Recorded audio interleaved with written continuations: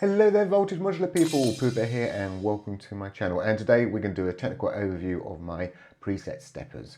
They come in 4 different flavours. You've got your digital, to your voltage, to your CV outs, to your remote outs. The digital steppers are extremely stepped in the way that you can deal with your voltages, and with a voltage stepper it's nice and smooth. You can actually make these digital steppers a lot smoother, but to get from point to point, when we go into more detail later, you'll see it still will always be absolutely stepped. They both come with 128 steps each, and they're each capable of passing out 5 parameters. As I said, either they're going to be 5 via CV or they're going to be 5 via the remotes. Basic usage is very straightforward.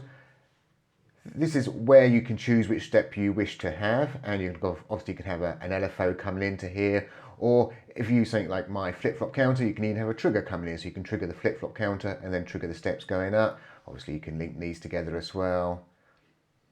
But the basic usage is you just pick your step, you come down to what's called your target value, you set your target values, and then either, in the case of the remote, I'll click on the learn button, and obviously I can go off and say, oh, I'm going to learn that button there. I'm now controlling that button there. So as I move this dial down here, you can see this is moving over here. Just going to clear that. And obviously over this side here, same sort of thing. We can scroll around these settings here.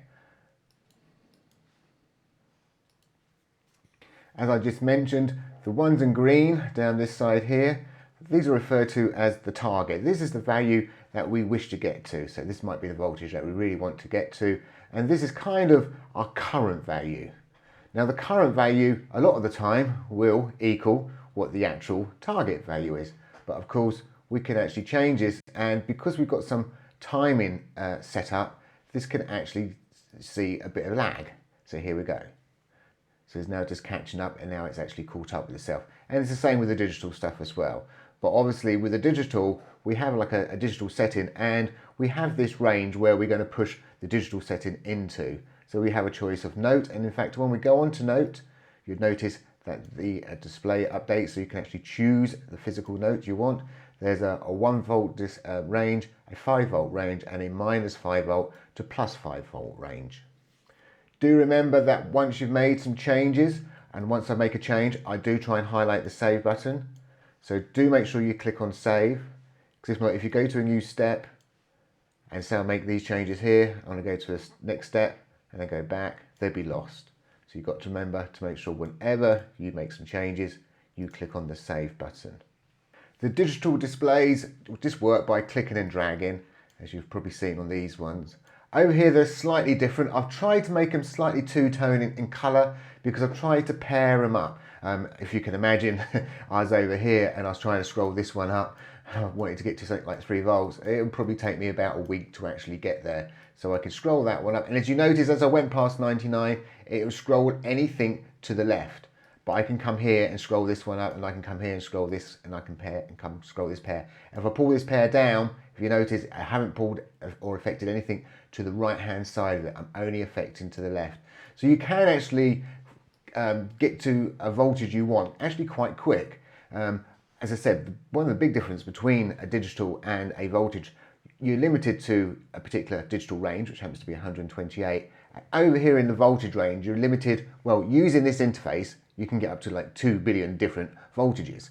In fact, you can go a lot more, because what you can do is, if you know what voltage you want to go to, you can click into this grey area, and you can actually obviously just type your voltage in if you wish to. You can click into this area, and you have to use the keyboard cursors and not your mouse. If you try and use your mouse to make any changes, what will happen is it will just automatically go back into, because we take control of the scrolling.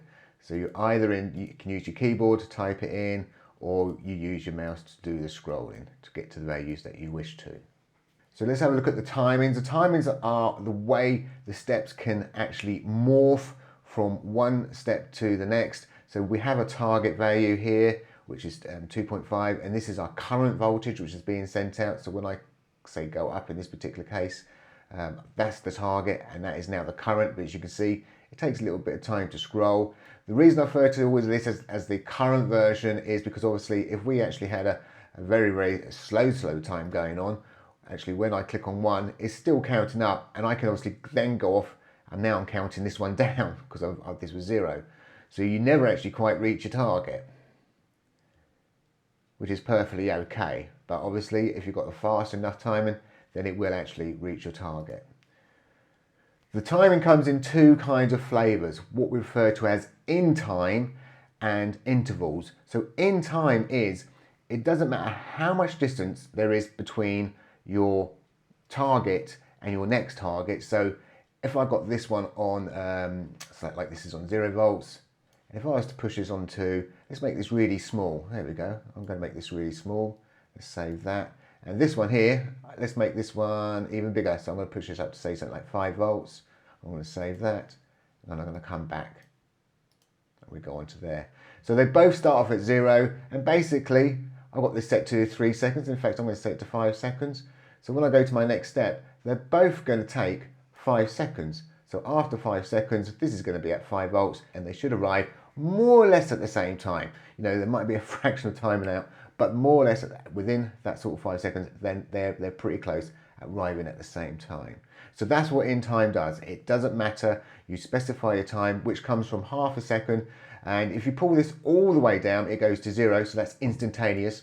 So when you go from one step to the next, it's going to be instant. So as soon as you click on it, that's the voltage it's going to send out. But you can go from half a second, and it goes all the way up to a minute, or 60 seconds. You can have that set to. The next option is intervals, and intervals really is more like to do with sort of stepping.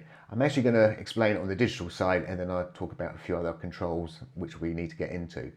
So from the digital side, it's quite straightforward because the intervals are actually set to the digital range, which happens to be 128. So again, if I had these two set on 0, and then on step 1, I set this one to 3, and then I set this one to whatever, 87, that'll do. And for simple sakes, let's actually set this, and again, milliseconds, you can come all the way to 0. So that's again will become instant. So either side, you can set these to 0. It doesn't matter which one you're on, and it becomes instant. And so this will actually go from 1 millisecond all the way up to 500 milliseconds. So if we was to put this onto 1 millisecond, because it'd be nice simple maths, when I go on to my next step, this one here is going to take 3 milliseconds to get to, and this one here is going to take 87. But what happened is at 1 millisecond time, they'll all move forward a step, another millisecond time, they'll all move forward a step, and all move forward a step. So they'll both be, because these happen to both start on 0, here's 0, 0. When this one's actually on 3, this one would be on 3, and then that one carries on counting. So they arrive at their destinations at different times depending on how far they've actually got to travel. And as I say, because this is in the digital world, we're fixed, because we can just move on one digital unit at a time. In the voltage range, well, we really are open, so we have a course value. So in this course value is equivalent of setting our step value. And in fact, it's default, I don't know if you can see that on the screen, it's saying 0.08333333, which happens to be a note. So these will actually go up in notes if I went from 1 volt to a next volt. But you can set your course, which is how big a step are we going to take per whatever timing you've set. So again, if I was to put this onto 1 millisecond, basically, so how long will it take? And believe it or not, even though 1 millisecond is absolutely fast, well, if you've got your course setting really, really low, I mean incredibly low, you could actually even work it out. So if I was to be silly and set my course level down to, and you can obviously right click and you can type your values in. So I'm going to go for something like 1, 2, 3, 4, 5, 6, 7. Hey, there we go. I'm going to go to 8. So it's probably the smallest it'd probably do. So that means as equivalent, I've set my course equivalent to that.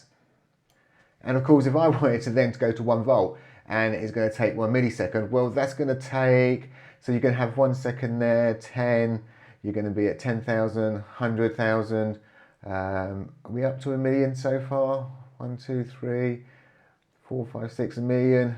And so I wanted to get to a whole volt. So that's going to be 10 million, which is going to work out, it's going to take probably over a day for that to morph all the way up to 1 volt.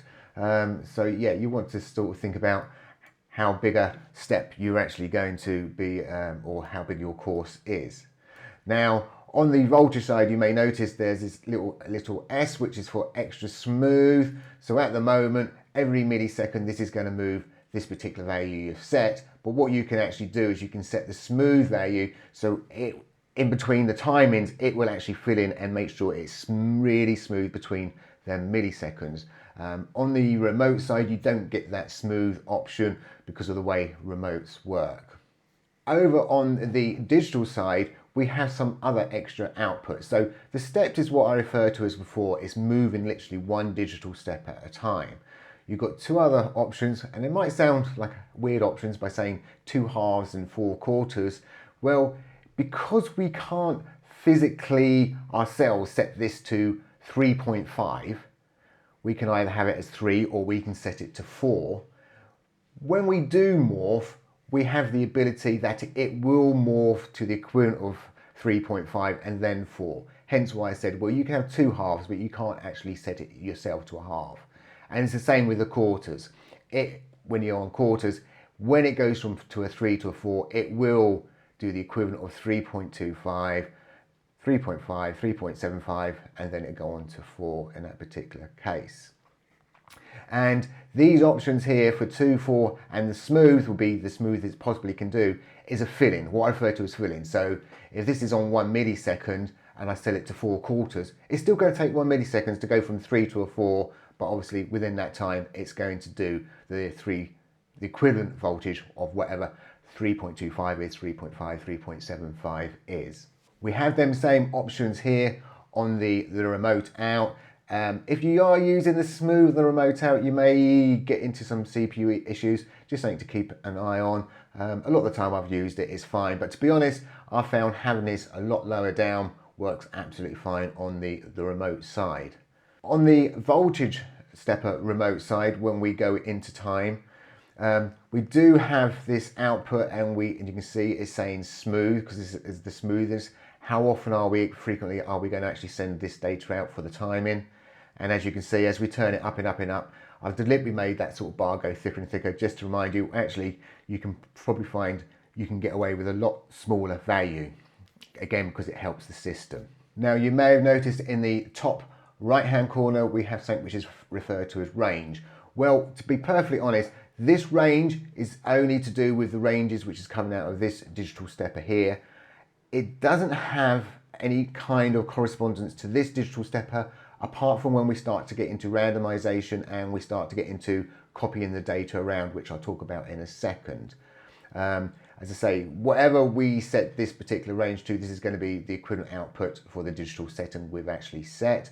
When we click on note, we can actually get the physical note, so we can obviously set our notes nicely. On the remote, the reason it changes is because when you actually do a learn of whatever you're taking control of, that is what the range really is. I go and look at the button and I learn what is the physical range of that button, and that's what we come down to, and that's what we're converting our digital range into. It's the same with this volt over here. These volts do actually kind of get converted into a different voltage range, depending on obviously what the button is actually set to as well. So along the bottom, they all have a save option, so you have to remember to save each step. We have this thing called GC, and in fact these colours are not just here for prettiness. The green happens to be corresponding to the green in front of you. We've got these couple of red ones again, which is corresponding to this particular, the current. And then obviously the blue ones, well, actually they're referring to each row, but we can select which rows they're going to affect by turning these options on and off. These options don't turn the row off or anything like that. It's to do with the randomization and what we're copying or pasting in, which it does affect. So let's quickly go through them again. So GC stands for global copy. So I could come along here and I can say, I'm going to globally copy these values here. Now, at the moment, I've globally copied these values in a 5 volt range, because that's what the range is set at the top. So this is where it becomes important in the digital steppers, is what the range is set to. So now I can come over onto this one, which is a totally different module, and I've got a global paste. And I've now just placed that value in. And as you can see, we're on the 5-volt range, and that's what it's actually pasted in. Now obviously over here it doesn't matter what voltage range we're setting to, because this is really in real volts, but it does matter on what the range is set when we're copying back, because we have to sort of tell the digital range what values are we copying. And going from digital into voltage, you should never lose anything. As you can see, all these values absolutely tie up absolutely nicely. But if I was to say to copy this one down here, and we're in a 5-volt range, so I'm going to do a global copy. Got that, and then I'm going to come over, let's do it over here, and then I'm going to do a global paste. It's going to catch itself up, it's taking its little while, and you may notice that these have gone to 64. And it's like, well, we had them 0 over here, but because 0, because we're in a -5 plus 5-volt range, and that's why they're not saying 0. But if I was here, this is the closest to 0 we can actually get in the digital range. Because really, to get to 0, we need 63.5. So you can't. So this is the step-in I was talking about. So from voltage into digital, you can lose data, which we've done. It's try to get to the closest possible. It's say, no, we've come smack bang in the middle. We'll have to move down to that, because that's going to be the closest one. So just bear that in mind, that when you go from one to the other, you can kind of lose it. And depending on what you've got this set to, does affect what you're actually happening over here as well. Then we've got a local freeze global copy. So this is where really you've got your timing. So if I've got my timing up, and I'm going to go from one step to another, so I'm going to click this down, and you can see we're going down. I can do what's called a local freeze. So I've frozen this in time, and I'm doing what's called a global copy. So I've copied it into the global clipboard, ready to paste out to other modules if I wish to. Now don't forget, I've frozen this in time, so whatever this was connected to, that's obviously frozen that. So if you were, example, one of the things I use these preset steppers for is actually as creating presets on instruments. So I can actually have different presets on an instrument, and with the click of a button or change my step, I get a totally different sound. And I can actually morph between them sounds live, and I can freeze the sounds to create new sounds up. And that's what that's doing there. So it's globally frozen that and put the data on the clipboard ready for me to paste over into this one here. So that was the value that we froze on. Then obviously we've got this GP, which happens to be global paste, and it's in blue. So again, if I was to, I'm just going to click this randomize. We haven't got to randomize yet, but here I'm going to click this randomize button, click on save, and I'm going to do a global copy. So I've now copied all these values, and then over here I'm going to untick these two which say 0 and do a global paste, and you can see it hasn't affected the two I've unticked. It's only filled in the data for the ones which were highlighted. Next we have randomization. All will randomize every single step. This is a special. Special will only randomize steps which have a 0 value. So you may have come along and you may be populating certain things up, and you've gone through a number of steps and you suddenly realise, oh, I've got these 2 other wires I'm going to wire off somewhere else, but they're all zeros. Well, you can click the special and it will populate them. But note, you can only hit special once. And the reason you can hit it multiple times, but it won't take effect. And the reason it won't take effect, because obviously if it's changed something from 0 to a different value, the next time it goes to run, it's going to go, well, there's no 0 values, so I can't run anymore. Then we have the one option, which is I'm only going to randomize the current patch. And remember, if you randomize the current patch, you've got to save it. If not, once you go off a step and come back, you're going to lose that data again.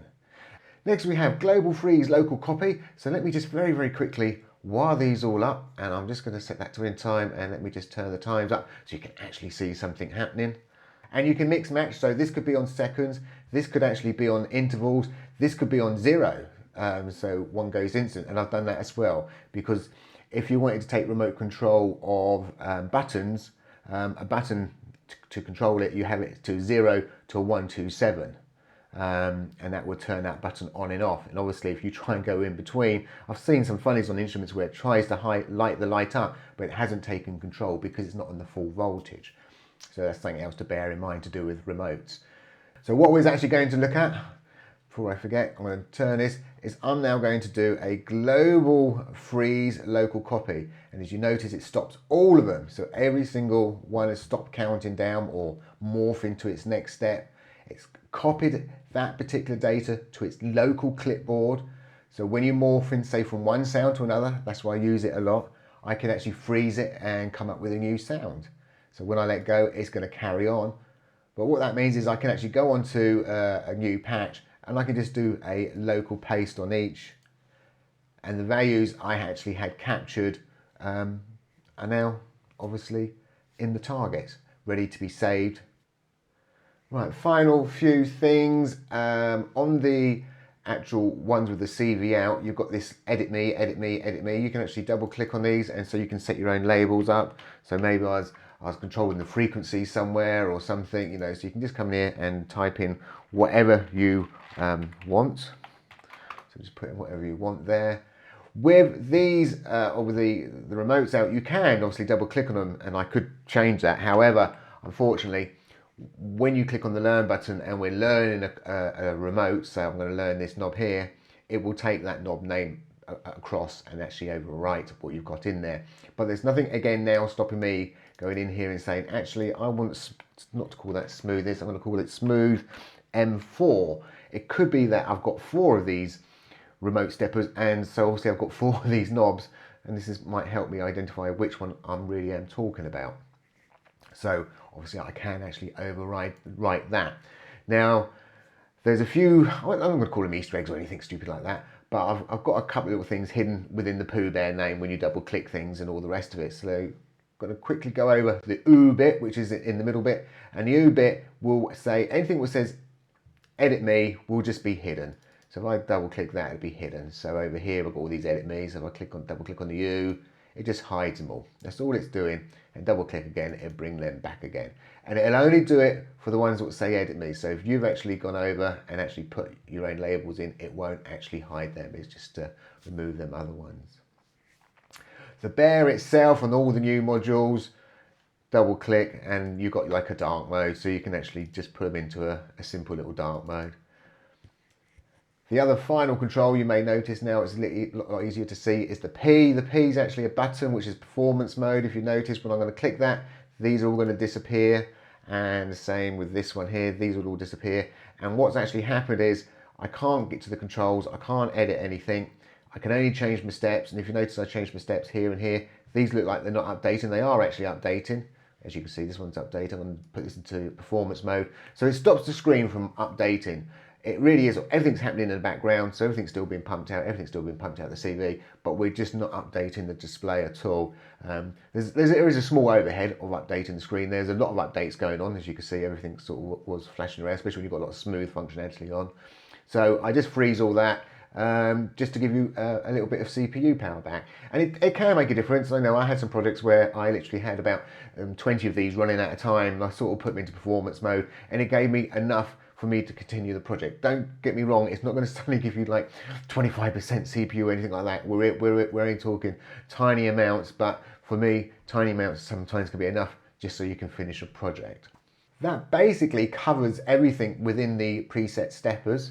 As I say, the basic usage is you just set your step, you set your voltage, and you set your destination to whatever happens to be, and off you go and actually have loads of fun. So thank you for watching, and bye for now.